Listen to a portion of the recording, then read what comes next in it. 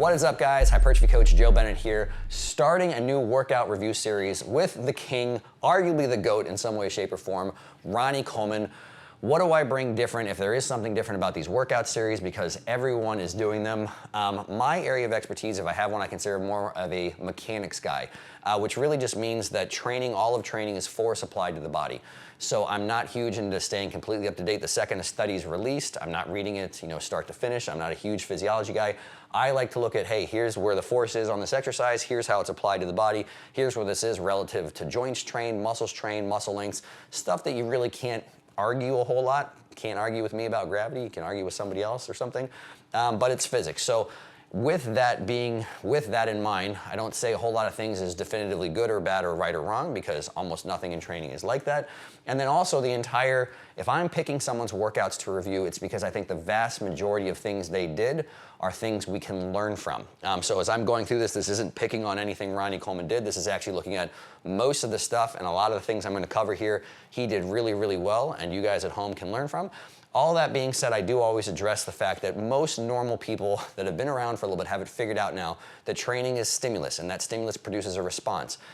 And what type of response that stimulus produces will not be the same for you as it was for Ronnie Coleman. And a lot of people will point out he's a competitive pro bodybuilder, there's a drug component. I promise you the much bigger component is genetics. Ronnie is literally like a once-in-a-generation genetic freak. So it should be common sense that whatever he did, if you copy these, we've got the whole workouts here, if you copy them exactly the way he did them, odds are you're not gonna look like him. So I do go through some things and say, as we're going through these, maybe you could do it this way or consider this. And a whole lot of this stuff too, I don't know, aside from a couple things I've heard Ronnie say himself, how orthopedically a lot of these things made Ronnie feel. So I'm gonna go through that just a little bit as well. But that's really the context of this. I'm gonna kind of go through, and when I actually get into the workouts, if you're new here, you'll see I draw lots of stuff, draw lines of force and joints and things. Again, we get kind of into that mechanics type thing more than you're gonna find some other places. But the whole point of this video as well too, is to kind of overview some of the training components I won't talk about as much once we get in. And so I'm gonna start first with the frequency thing. So in general, it seems like he trained everything twice a week. And now the specifics of how he did that, and the specifics of some of the movements he did and how much weight he did, you probably won't be able to do or reproduce. But I think overall, I've always said the concept is, people say, how often should I train something? And I say, as often as you can recover from it. And so what does that look like practically? Unless you're very new, sometimes new people can get away with training things 3 times maybe in a week if they're doing kind of a full body thing. Most people, I think 2 times a week is a pretty good goal. I think where we have the current body of research, and then I always think about what I've actually seen with humans, because that does matter, despite what some nerds will tell you, we're not gonna have this really massive difference, even though the bro split might not be optimal. We're not talking about someone that does a bro split is literally gonna grow half as much muscle as someone that does twice a week of everything. It's not like that exponential of a difference. But I think right now, if you can train a little bit more frequent, I do think it'll produce slightly better results. So frequency, higher frequency in general, all other things being the same is a good thing. That being said, if somebody loves a bro split, I never like to say, hey, you're an idiot, you're never gonna grow any muscle at all, because if they like that. But if someone says, hey, how should I program? Higher frequency is overall a better thing. So twice a week seems like a really good wheelhouse for most people, if for no other reason, sometimes practicality. Even if someone could get away with a little bit more frequently, even someone more advanced, lots of times that's when I might want to break it up into 2-a-days. You got to have a lot of time on your hands, good recovery, all that good stuff. Exercises, if we're looking at this, I'm not going to break down entirely. You can do some of the math on this, because calculating total working volume over the course of a week makes my head hurt, because it's not really that big of a deal. But for each body part, he generally does about 2 to 5 exercises per workout. So on like his lowest, biceps, one of his strongest body parts, he really only does 2 exercises. Even on some other small stuff or medium-sized stuff. So for like triceps, he does 3, chest, he does 3 in a given workout. Delts, because you kind of got some different angles, I think he technically does 4 or 5. Lower body, he's doing somewhere, around 3 for quads, 2 or 3 for hams. So again, that's kind of the range you're gonna find on stuff.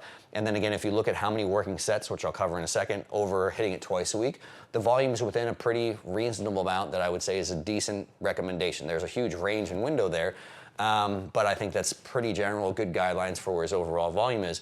As far as I like for working sets, he really only does, we talk about kind of a HIIT style training, he really kind of does like more of a HIIT style for his big movements. If you look through most of his workouts, he really works up to 1 heavy set on almost every single big movement, almost. There's a couple times where he does like maybe a back offset, but if you're looking at deadlifts, you know, if you're looking at his heaviest pressing sets, you know, if you're looking at his overhead pressing, things that we cover in this, his heaviest rowing sets, he just works up to one heavy set. That's it. And for some of his smaller body parts, he might do 2 to 3 working sets. And in general, I think that's a very good practice. I tend to be a little bit more of a lower volume advocate, if that's such a thing. But especially that's the way that I think you do it. On the bigger movements, you can get away with doing, again, in my opinion, a little less volume, and you can get away with maybe doing the teeniest bit more on some smaller stuff sometimes. We already talked about this a little bit. He does basically like an A-B rotation, which I also think is great. So lots of times if you're hitting a body part twice in a week, it's not inherently bad to maybe repeat one movement. It's not even horrible to do the exact same exercise sometimes, but because of, you know, programming and kind of making sure should we hit some different muscle lengths and things like that, or, you know, use exercises that have different things they bring to the table, an A-B rotation can be great. Meaning, again, if you have 2 of the same body parts trained in the week, you have 2 different workouts, you know, occurring within one rotation of your split, which again, I think is overall a very good practice that tons of people are still advocating here. Probably one of the most important things, and again, this ties in with he kept, when I'm looking at exercise selection, he had an A-B rotation, and he keeps the same movements for long periods of time. Now again, I haven't scoured the end of the earth and watched every single video that he's done, but I've watched a lot of them. And if you look over videos over a decade period of time, when he was posting a lot of videos or he had a lot of DVDs and stuff, it's a lot of the exact same movements. And you literally look, it's like, how did he get bigger? Well, it's like, hey, look, 5 years ago, he was doing this exercise with 4 plates. 5 years later, he's doing the same exercise with the same form for 6 plates or whatever. Something's gonna get bigger. And so again, keeping the same exercises, a lot of them anyway, at least for the majority of the year, I think is a great thing. Now again, that doesn't mean you have to do a specific exercise and hurt yourself if it doesn't feel good, but that does mean if you don't continually have something that you can actually compare to, it's very, very hard to track progress. So very good practice to keep a lot of the same movements in if they fit you well. And then progressive overload I touched on. If you're not in some way, shape, or form tracking if progressive overload is occurring within your programming, you literally don't know if you're making progress unless you're literally such a genetic outlier that you can look at, hey, a year ago I was the same body fat and now I'm 30 pounds heavier. Okay, it's probably working. Maybe you don't have to scour and do the exact same things. There's some outliers that don't have to track that as much, but most normal human beings, and especially as you're getting to the limits of your genetic potential, especially maybe if you're not genetically super well off, progressive overload is something you really, really have to track. And I think you can't be, most normal people need to be a lot more diligent with the way that they do that. This is the only thing that we'll kind of cover in some of his things. I don't know all the orthopedic issues that Ronnie may or may not have. Obviously, he famously has some back stuff, which I'll touch on at the end here just a little bit. So again, that's one of the question marks within the videos. You'll see at some point in time I touch on, well, maybe if this bothers your elbows, consider this option, or if this bothers something, consider this option. So again, that's the tricky part with orthopedic issues. I don't know how everything felt while he was training. And then I also know that sometimes how something feels right now might not be the same 10 years from now. So sometimes with things that we're doing this whole alignment thing, we're picking a cable over a straight bar or something, is with the idea of taking an educated guess of what, with what I understand and others understand about joint mechanics, seems to make more sense. Range of motion. So almost all of his exercise selection early in his workouts prioritize the mid to length and range. Now again, I don't think it's, a lot of people are just saying, implying maybe that training the short and range is a complete waste of time. I'm gonna say the same thing I've been saying for a decade. I think prioritizing the mid to length and range is a good thing, is what you should do. Prioritizing meaning just put those earlier in your workout, and there's a bunch of exceptions for that, especially on the individual level, so I'm not saying that's a hard, fast rule. Don't send me videos of someone doing something first, a thrust first in their workout and say this is bad. That's a very good reason. That could be a good thing to do first. But overall, he has a great practice of pretty much every movement he starts every workout with overloads the mid to length and range, and he still trains the short and range for some things as well too, just generally later in the workout, which again, I think is a good practice. Everything is pretty much close to failure, all of his working sets. You'll see again his big movements, which again, I agree with. You don't have to take big movements all the way to failure. You could go right to just before form failure or even 1 rep short, and most normal human beings still get enough stimulus. The smaller stuff, smaller body parts, I think you can go all the way to, or I hate to say the word past failure, but depending on the profile of the exercise, having a good spotter, that's not always a bad thing, and sometimes I could make the argument as a good thing. Tempo control, when you're watching these, some people are gonna kind of want to pick on the tempo thing, but control is the key. I don't think there is a tempo that is definitively better for hypertrophy. I think using your muscles and not using momentum is definitively better for hypertrophy, and we'll discuss that a little bit more in the videos. Straight sets versus drop sets, supersets, whatever. The way Ronnie goes about it, I think, is a very practical, good way as well, too, where I would say 80 to 90% of his programs, of his exercise selection, the way he performs things, are straight sets. There's a couple times when he does a drop set or a superset. And again, when you compare those things head to head, I think it's pretty safe to say, especially if we're looking at an entire workout, straight sets are definitively better.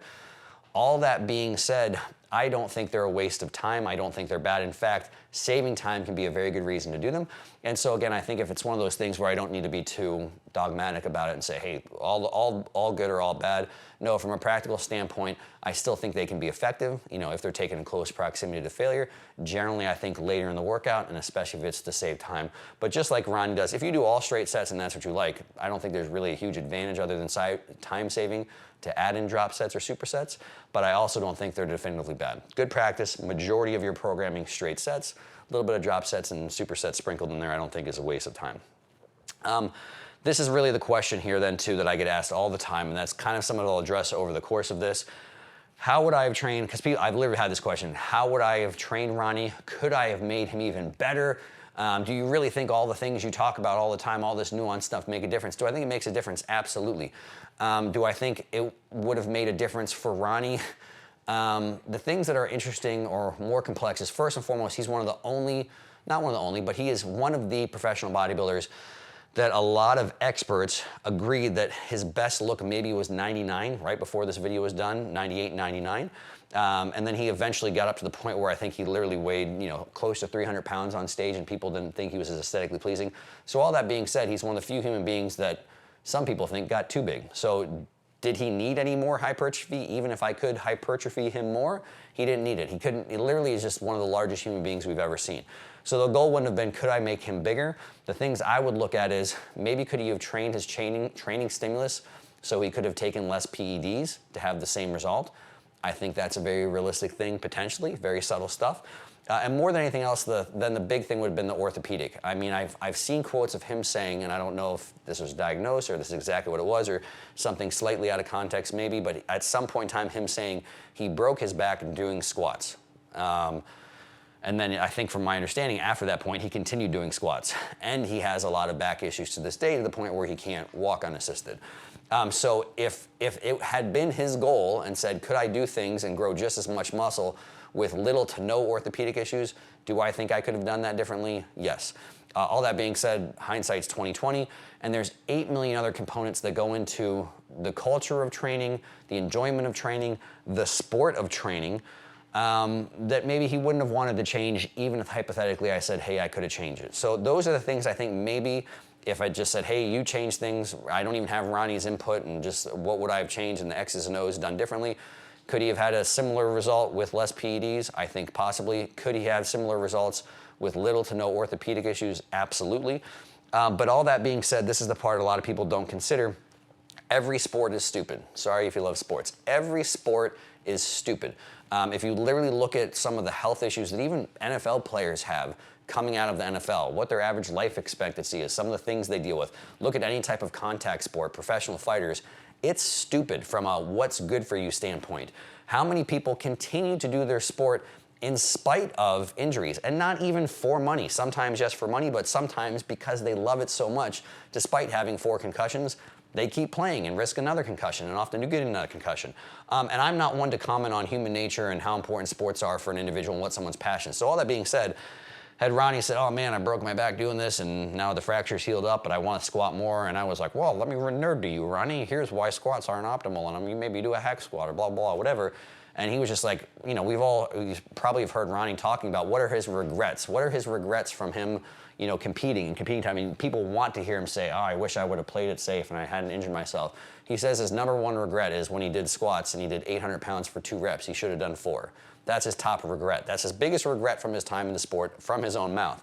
So it sounds like not only was competing and getting on stage a sport, sounds like training was Ronnie's sport. And so to take away something someone loves for the notion of optimal just shows me that a lot of people just sit around talking about training and don't actually train human beings a lot. So again, if I could say all this stuff, had said all this stuff, and hey, this might not be good, you might still have issues, who knows what this is gonna look like later in life. He said, I don't care. Man, I love squatting. I wake up in the morning thinking about squatting. I go to bed at night thinking about squatting and deadlifting, and it's his favorite and most fun thing. He just loves it.